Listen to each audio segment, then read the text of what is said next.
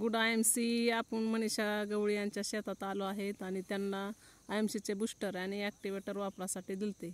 तर बघा ही बूस्टर आणि ॲक्टिवेटरच्या वापराने पावटा ही पीक बघा, ही एकच झाड आहे. या एका झाडाला जवळपास 50 ते 60-70च्या पुढे शेंगा लागल्यात.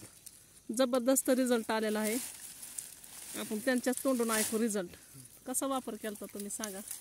हे आम्ही बियाला आधी प्रक्रिया करून बूस्टर आणि ॲक्टिवेटर लावून ही बीज प्रक्रिया केली आणि त्यानंतर 2च फवारण्या झाल्या फक्त आणि ते 2 फवारण्याचाच इतका भारी हा रिझल्ट. ह्याच्या आधी रिझल्ट आलता का असा?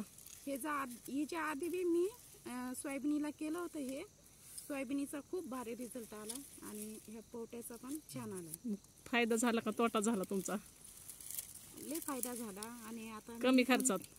दुसरे खत वापरले होते का कुठले? नाही दुसरे खत वापरले नाही, काय नाही.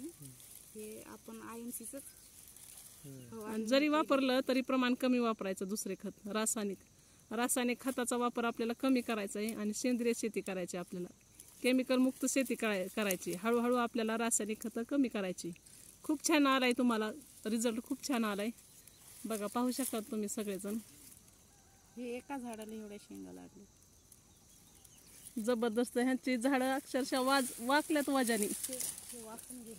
वजानी शेंगाच्या वजानी झाडं वाकल्यात. भरपूर शेंगा लागल्यात.